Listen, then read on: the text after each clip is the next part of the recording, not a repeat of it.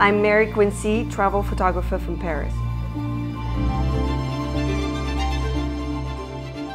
The light is a major aspect for me for summer photography. If it's a bright sunny day, you gotta underexpose the photo you take so that you can get it back with the editing part.